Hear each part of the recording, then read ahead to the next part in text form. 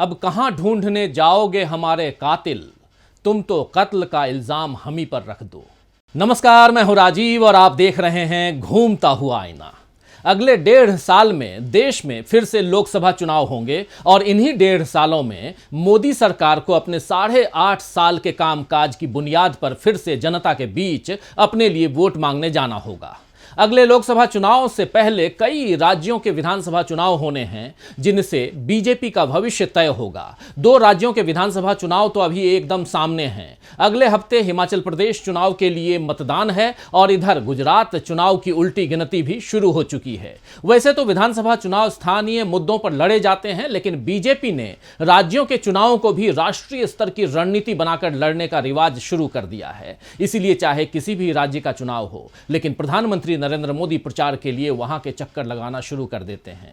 इनसे पहले के जितने भी प्रधानमंत्री हुए, सबका ज्यादातर वक्त दिल्ली में प्रधानमंत्री कार्यालय में यानी पीएमओ में और संसद में बीतता था। 1-2 बार किसी राज्य के प्रचार के लिए प्रधानमंत्री पहले जाया करते थे, मगर अब ध्यान दीजिए कि पश्चिम बंगाल हो या कर्नाटक, हिमाचल हो या गुजरात, महाराष्ट्र हो या असम, बिहार हो या उत्तर प्रदेश, जहां भी चुनाव होते हैं, प्रधानमंत्री नरेंद्र मोदी चुनाव की घोषणा से पहले और चुनाव के अंतिम दौर तक वहां खूब नजर आते हैं। इससे ऐसा लगता है कि मानो बीजेपी को अपने कामकाज और राज्यों के नेतृत्व पर भरोसा ही नहीं है, इसीलिए हर चुनाव मोदी जी के चेहरे पर लड़ा जाता है। अभी गुजरात और हिमाचल प्रदेश चुनाव में भी बीजेपी मोदी जी के चेहरे को ही सामने करके लड़ रही है, लेकिन दोनों राज्यों में इस बार बीजेपी को काफी मशक्कत करनी पड़ रही है। जनता का मूड इस बार बदलाव का दिख रहा है। बीजेपी सरकार के कामकाज से जनता नाखुश है और इसके अलावा कई ऐसे मुद्दे हैं जो इस बार बीजेपी की बाजी पलट सकते हैं। हिमाचल प्रदेश में अपने ही नेताओं की बगावत बीजेपी के लिए बड़ी सिरदर्दी बनी हुई है।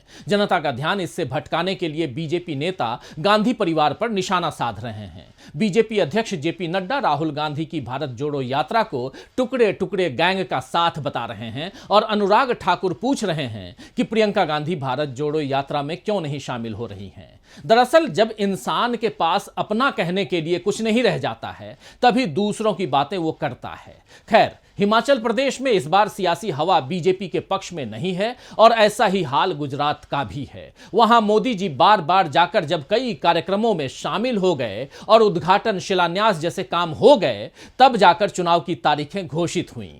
लेकिन इससे पहले भी मोरबी कांड हो गया, आप जानते हैं, जिससे बीजेपी शासन में चल रहे भ्रष्टाचार की पोल खुल गई। मोरबी का गिरा हुआ पुल इस बार बीजेपी की हालत भी अपनी तरह जर्जर कर सकता है। इसके साथ ही राहुल गांधी की भारत जोड़ो यात्रा से बीजेपी के लिए पूरे देश में मुश्किलें खड़ी हो रही हैं। तो आइए दोस्तों, आज आईने की नजर से पड़ताल करेंगे कि किस तरह बीजेपी के लिए अपनी सत्ता को बनाए रखना मुश्किल होता जा रहा है। क्यों हिमाचल प्रदेश और गुजरात में बीजेपी की हार की भविष्यवाणियां हो रही हैं। भारत जोड़ो यात्रा से देश के साथ साथ कांग्रेस से कैसे लोगों को जोड़ते जा रहे हैं राहुल गांधी, और कैसे मोदी बनाम राहुल करने वाले इस बार राहुल गांधी का पलड़ा भारी होने से हैरान हैं। तमिलनाडु से जब राहुल गांधी ने भारत जोड़ो यात्रा की शुरुआत की थी तो उन पर कई तरह के सवाल और ढेर सारे तंज कसे गए थे। किसी ने राहुल गांधी की काबिलियत पर सवाल उठाए तो किसी ने पूछा कि भारत टूटा ही कब था। बीजेपी नेता भले राहुल गांधी पर तंज कसें या उनका मजाक उड़ाएं, लेकिन लोग देख रहे हैं कि पिछले 2 महीनों यानी 60 दिनों से राहुल गांधी हर दिन 20 से 25 किलोमीटर पैदल चल रहे हैं और अपने लिए कुछ नहीं मांग रहे, बल्कि केवल देश में अमन, भाईचारे और सद्भाव के लिए लोगों का साथ मांग रहे हैं और लोग उनका साथ देने के लिए उमड़ भी रहे हैं। जो लोग मोदी जी की मेहनत और दिन रात काम करने पर तारीफें किया करते थे, उनसे उनकी शक्ति का राज पूछा करते थे, उन लोगों को अब समझ नहीं आ रहा है कि राहुल गांधी की मेहनत और मुस्कुराते चेहरे के साथ बिखराई जा रही ऊर्जा को लेकर वो क्या कहें। मोदी समर्थक पत्रकार भले भारत जोड़ो यात्रा को न कवरेज दे रहे हों और न उस पर कोई बात कर रहे हों, मगर जनता अपने आप राहुल गांधी का साथ देने के लिए आगे आ रही है। भारत जोड़ो यात्रा से रोजाना जैसी तस्वीरें सामने आ रही हैं, वो बीजेपी को परेशानी में डाल चुकी हैं, क्योंकि उसके पास इन तस्वीरों का कोई जवाब ही नहीं है।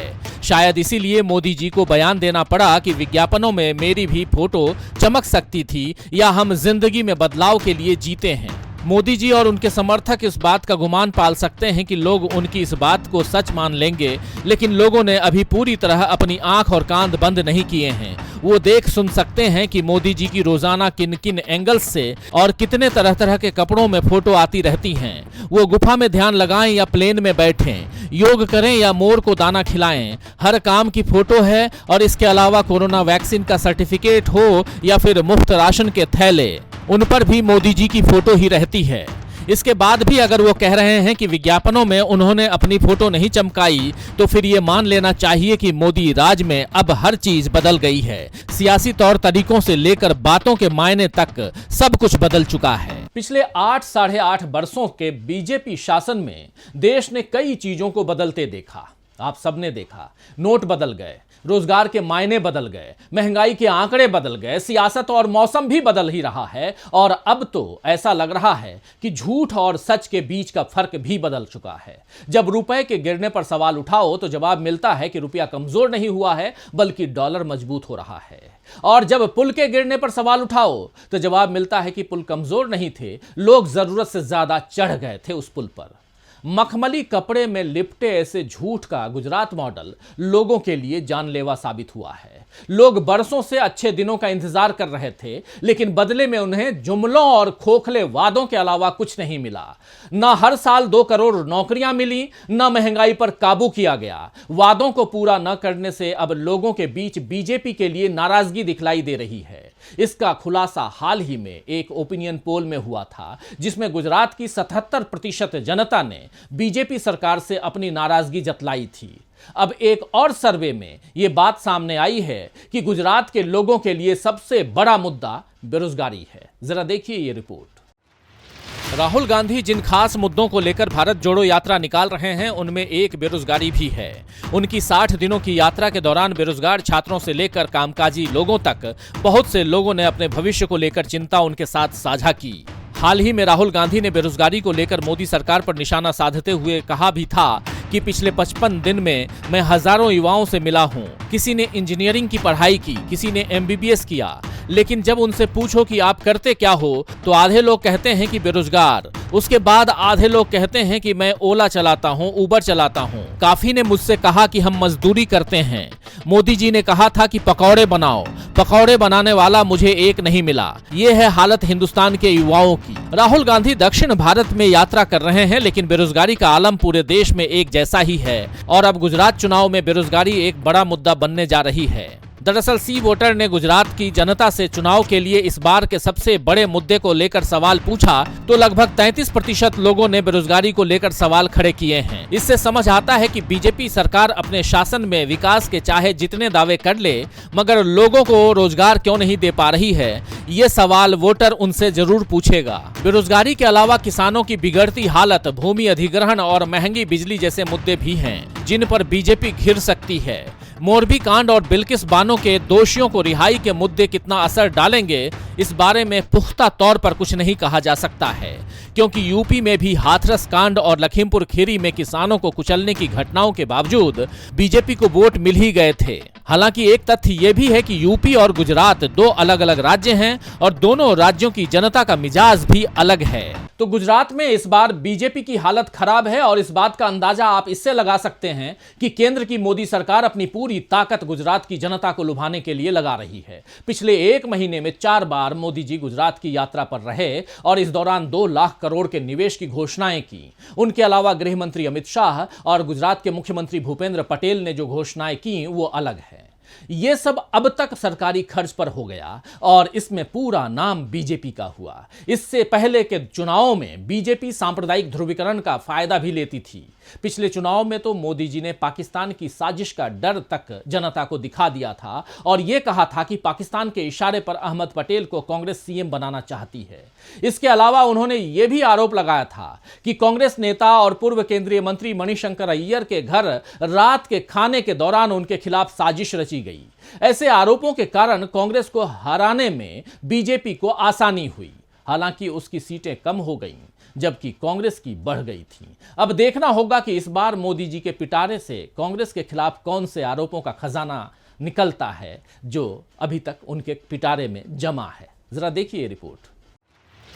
गुजरात में पिछले 27 साल से कांग्रेस सत्ता में नहीं है, जबकि बीजेपी लगातार सत्ता में बनी हुई है।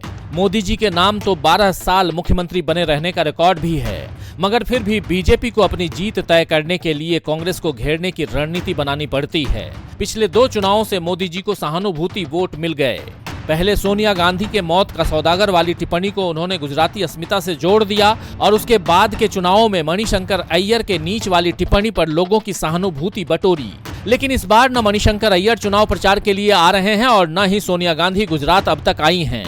इस बार कांग्रेस का जिम्मा स्थानीय लोगों ने संभाला हुआ है और राजस्थान के सीएम अशोक गहलोत के साथ कांग्रेस के नए अध्यक्ष मल्लिकार्जुन खड़गे चुनावी तैयारियों में लगे हुए हैं। कांग्रेस इस बार एक अलग रणनीति पर चल रही है। वो ग्रामीण और आदिवासी क्षेत्रों में खटिया बैठक के अलावा छोटी रैलियों और यात्राओं पर ध्यान दे रही है। कांग्रेस उन क्षेत्रों पर खास फोकस कर रही है जिसमें पिछली बार उसे मामूली अंतर से हार मिली थी। वैसे इस बार आम आदमी पार्टी भी मैदान में है, जिसके बारे में कहा जा रहा है कि बीजेपी ने कांग्रेस के वोट काटने का जिम्मा उसे सौंपा हुआ है। मगर ये तो चुनावी नतीजे बतलाएंगे कि बीजेपी की ये रणनीति कारगर हो पाते हैं या नहीं। और गुजरात चुनाव जैसे जैसे नजदीक आएंगे तब पता चलेगा कि मोदी जी इस बार किस तरह से कांग्रेस या गांधी परिवार को घेरने की रणनीति बना रहे हैं। तो गुजरात चुनाव में तो अभी 1 महीने का वक्त बचा है, तब तक भारत जोड़ो यात्रा के भी 3 महीने पूरे हो जाएंगे और इस दौरान राजनीति भी नई करवट ले चुकी होगी। लेकिन अगले हफ्ते होने वाले हिमाचल चुनावों के लिए अब इस पहाड़ी राज्य में माहौल गर्म होने लगा है। इस बार हवा का रुख बीजेपी के खिलाफ है। इस बात को मोदी जी भांप चुके हैं। इसीलिए शनिवार को जब वो हिमाचल में चुनाव प्रचार के लिए पहुंचे तो उन्होंने फिर से हिमाचल की जनता से बदलाव न करने का आग्रह किया और फिर आदतन कांग्रेस की जी भरकर उनकी बुराई की कांग्रेस को खूब कोसा। वैसे इस बार कांग्रेस भी पूरी तैयारी के साथ मैदान में है। शनिवार को पीएम मोदी ने हिमाचल प्रदेश के सुंदरनगर में चुनावी जनसभा को संबोधित करते हुए कहा, हिमाचल में हर बार दवा बदलने की गलती होती रहती है। यही वजह है कि आपकी तकलीफों की जिम्मेदारी नहीं ली गई। 5-5 साल ने आपका बहुत नुकसान किया। आप जवाबदेही चाहते हैं तो सरकार को दोबारा मौका देना होगा। इसके साथ ही कांग्रेस को झूठी बताते हुए उन्होंने कहा कि झूठे वादे करना, झूठी गारंटी देना ये कांग्रेस का स्वभाव है। कांग्रेस के लिए सरकार में आना, सरकार में रहना राजपाट चलाने जैसा ही रहा है। तो इन बातों से समझा जा सकता है कि बीजेपी के पास अपनी सरकार के बारे में बात करने के लिए कुछ भी नहीं है और वो घूम फिर कर कांग्रेस को कटघरे में खड़ा करना चाहती है। लेकिन कांग्रेस ने भी इस बार ऐसी तैयारी की है कि उसे घेरना आसान नहीं है।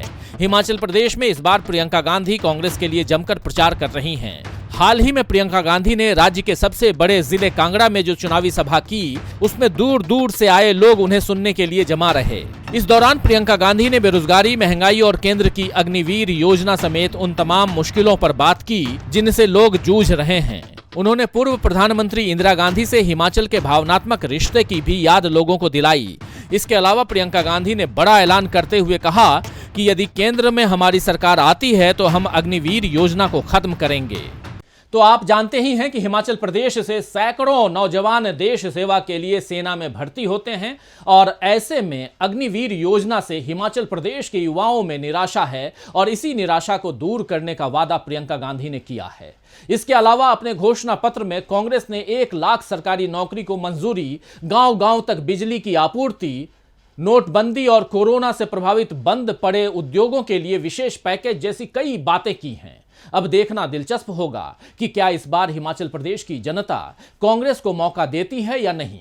वैसे मोदी जी हिमाचल प्रदेश के चुनाव से पहले और चुनाव प्रचार के दौरान आने से पहले राधा स्वामी सत्संग डेरा ब्यास पहुंचे और वहां के प्रमुख बाबा गुरिंदर सिंह ढिल्लों से मुलाकात की।